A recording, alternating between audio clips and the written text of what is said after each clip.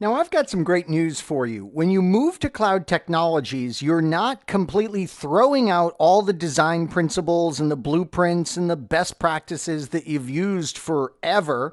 No, you're probably going to use most of these in the cloud, but you will expand and you will have the ability to incorporate new and exciting design elements when you're designing and building architectures in Amazon Web Services. In this nugget, let's take a look at the areas of good design principles that we can use and even expand on some of those. Amazon tells us that when we want to engage in design for the cloud, we should break it down into these 5 different areas. We should consider security design principles. We should design for reliability. Reliability means not only just is the resource there, that's more availability. What reliability means is the resource there, but also performing the way it should. And that leads us to the next design principle area, and that's called performance. Is it performing beautifully? And then cost optimization. And finally, the operational characteristics of what we are designing. Are these functions that we have in the cloud operating the way we need them to operate?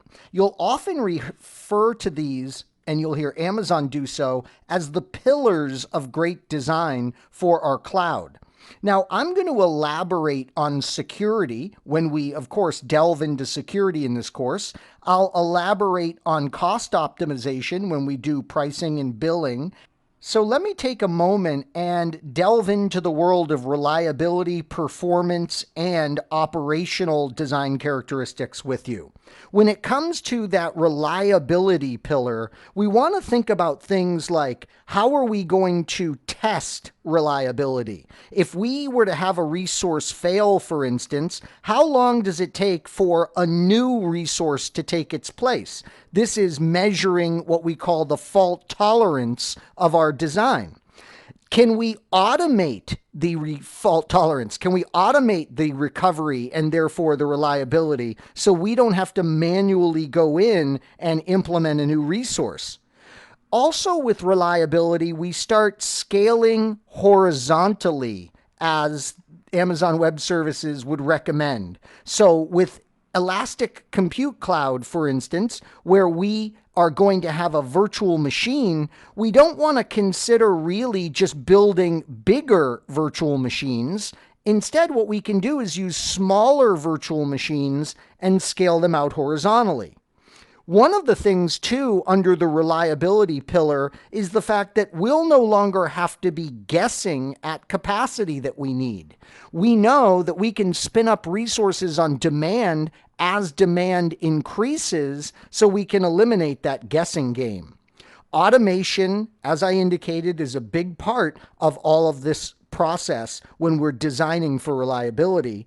And something else that you want to consider in reliability is change management.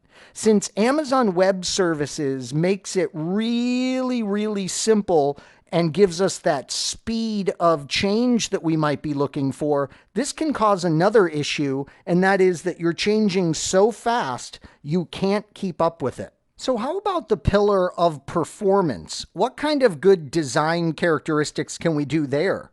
Well, one of the things that we can consider doing is democratizing advanced technologies. What does this mean? This means fancy speak for we're going to be able to take advantage of technologies like artificial intelligence that we never thought we would be able to take advantage of before. So always be pushing the limits with the accessible technology that Amazon Web Services makes possible. Something else that's great from a performance perspective, and I'll elaborate on it in its own nugget, is the global reach of Amazon Web Services. In the first 11 years, or the first, let's say, 10 years of Amazon Web Services, they were able to create 11 different regions across the globe. Now, In the next 3 years, they'll be creating 11 more. So they are so rapidly increasing the number of regions they can service around the planet. And that can really help us with performance because we can locate resources right near our customers. Serverless computing is super popular, and we have a service called Lambda that does this for us, so that's awesome. We don't need to spin up servers to get compute resources anymore. Remember, we can experiment very easily in Amazon Web Services. That can help us with performance.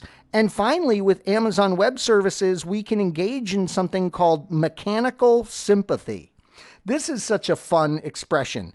There was a race car driver who said, and I very loosely paraphrase, the race car driver said, you don't need to be an engineer to be a race car driver, but you should have mechanical sympathy, meaning you should understand how the car works. Well, this has to do in tech with software developers understanding the hardware and designing with the hardware in mind. And Amazon Web Services makes that very simple to do.